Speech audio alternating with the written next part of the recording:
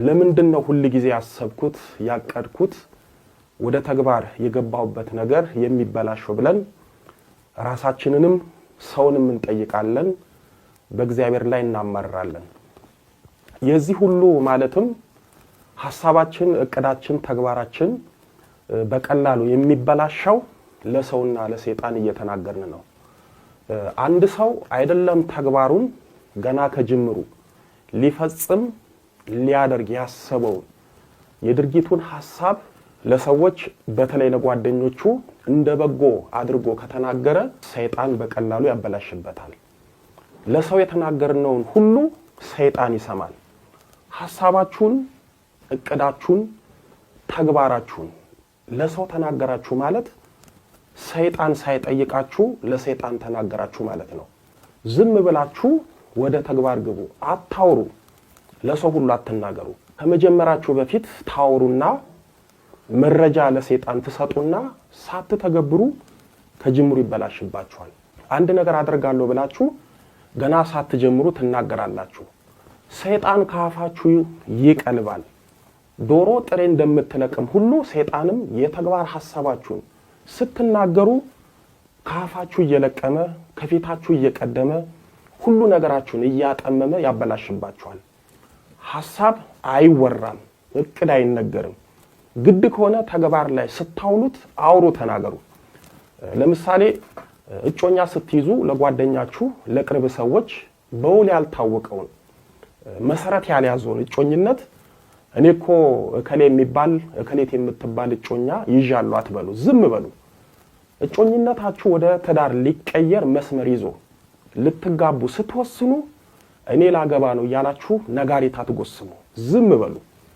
ባይሆን የሰርጋችሁን ፕሮግራም ካስተካከላችሁ በኋላ ሁሉን ነገር ከጨረሳችሁ በኋላ ተናገሩ ሰውም ጥሩ ወደ ተዳር ያልተቀየረ እጮኛቸውን ለገዛ ጓደኛቸው ተናግረው በገዛ ጓደኛቸው እጮኛቸውን የተቀማሉ መስመር እስኪዝ ዝም በሉ ተመራችሁ ተመርቃችሁ ስራ ሊይዝ ነው አትበሉ ስራ ከያዛችሁ በኋላ ተናገሩ ዲግሪ ይዛችሁ ማስተርሴን ዘንድሮ ልማር ነው ብላችሁ ሐሳባችሁን አትናገሩ ማስተርሳችሁን ሳትማሩ የመማር ሐሳባችሁን ከተናገራችሁ መቼም አትማሩ ብትማሩም ታቋርጣላችሁ ማስተርሳችሁን ከተማራችሁ በኋላ ተናገሩ ሐሳባችሁን እቅዳችሁን ተግባራችሁን ለሰው ተናገራችሁ ማለት ራሳችሁ ላይ ራሳችሁ ጠላት ሆናችሁ እንቅፋት ሆናችሁ ማለት ነው የሚገርማችሁ ሰይጣን የልባችሁን የሚስጥር ሐሳብ አያውቅም የሚያውቀው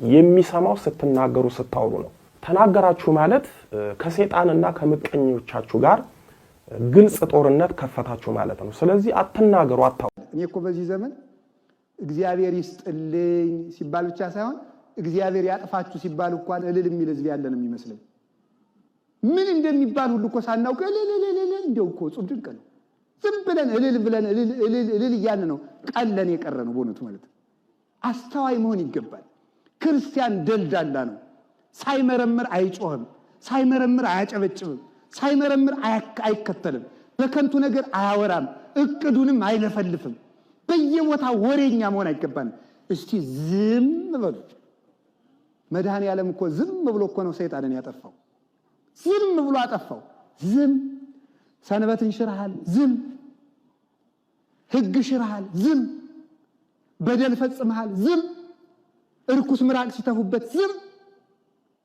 ሲገረፍ ዝም ሲጎትቱት ዝም ሲቸነክሩት ዝም ሲወጉት ዝም ዝም አለና በስራ ተናገረ እንግዲህ እስኪ የሰማይ አምላክ አለን ብላችሁ ከሆነ እኔን የሰቀላችሁት ሰማይን የፈጠረ ማን እንደሆነ ተመልከቷልና ፀሐይ ጨረቃ ከዋክብትን አጨለማቸው በቆማችሁበት ምድር ተመክታችሁ ከሆነ መሬትም ቢሆን የኔ መሆኗን እዩ አለና አለቱን ሰነጠቀው በመተመኩበት መቅደስ ከሆነ የምትመኩት መቅደሱም ቢሆን የኔ ነው አለና መጋረጃውን ከሁለት ቀደደው ከሙታን እንነሳለን ብላችሁ የምትመኩ ከሆነ የሙታን አምላክም እኔ ነኝ ብሎ ሙታንን ከመስቀሉ ስር አስነሳቸው ዝም ብሎ በስራ ተገለጠ ክርስቲያን በስራ ይናገራል አይለፈልፍም የጀብደኝነት ክርስትና ሊቀርብን ይገባል የፉከራ ክርስትና እንዲናደርጋለን እናደርጋለን በፉከራ ሰይጣን ይሸነፋል በጀብድነት በፉከራ እንዲሁ ዝም ብሎ በመለፍለፍ አሁን እኛ እዚህ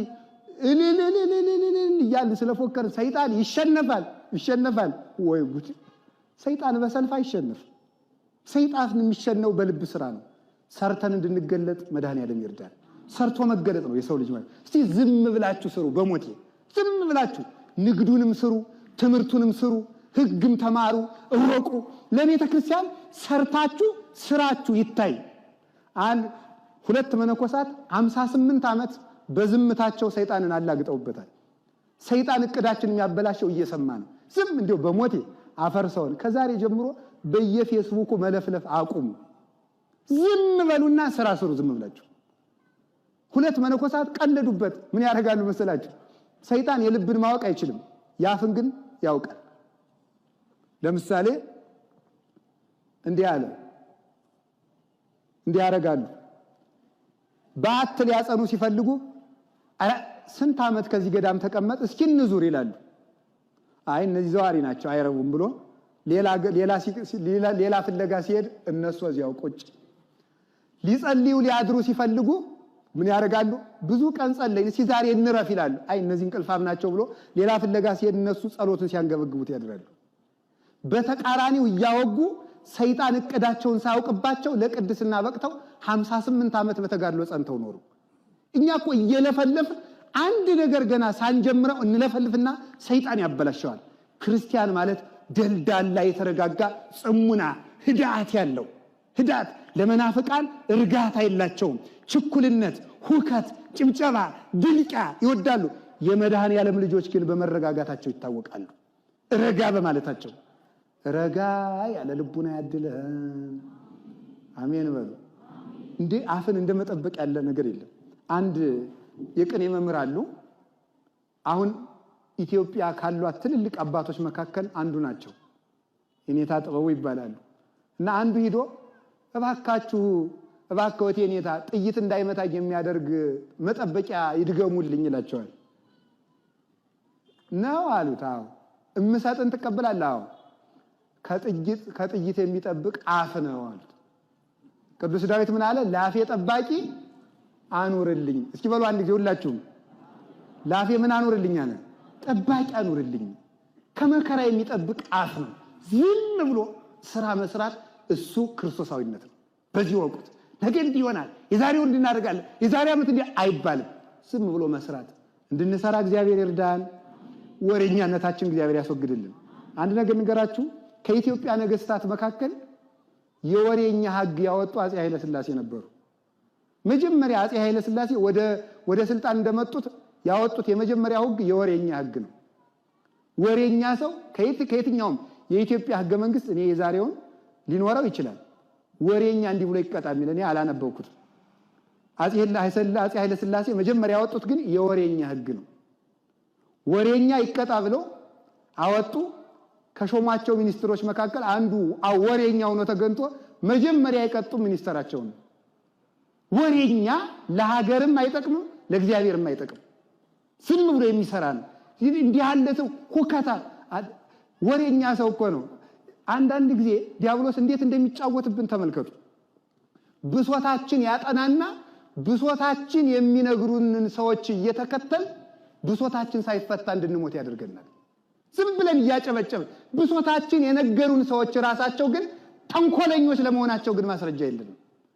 ዝም ብሎ አለማጨብጨብ እንዴት ጥሩ መሰላችሁ? እውነቴን ነው። ዝም ብሎ በእግዚአብሔር ክንድ ላይ መቆም። ለምን ተታፈቅሩ ከንቱ ወታሐሰተ? ለምንድን ነው ይዟችሁ የማይቆምን ግድግዳ የምትደገፉት? ተሰብሮ የሚሰብራችሁን ለምን ትደገፋላችሁ?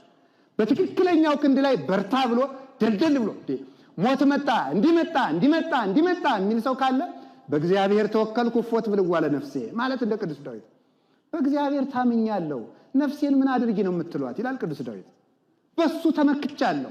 እውነተኛው ዳኛ እርሱ ነው። የሚፈርድ ቢታጣ እግዚአብሔር ይፈርዳል። ለሶስና የሚፈርድላት ቢታጣ እግዚአብሔር ግን የሚፈርድ ያስነሳል። እግዚአብሔር ዘግይቶ አይቀርም። ለእግዚአብሔር አይመሽም፣ ለእግዚአብሔር አይረፍድም። አንዳንድ ጊዜ መከራው ሲጨምር ቅዱስ ዮሐንስ አፈወርቅ ምን ይላል? ደመና ሲበዛ ሰማይ የሌለ ይመስላል ይላል። የሌለ ይመስላል ግን ሲበተን ይገለጣል። ውሸት ሲበዛ እውነት የሌለ ይመስላል። መከራ ሲበዛ እግዚአብሔር የተወን ይመስልናል። በጊዜው ግን ደመናው በነፋስ መበተኑ አይቀርም። ቅድም እንደተማርነው ነፋስ ስልጣን እግዚአብሔር ነው።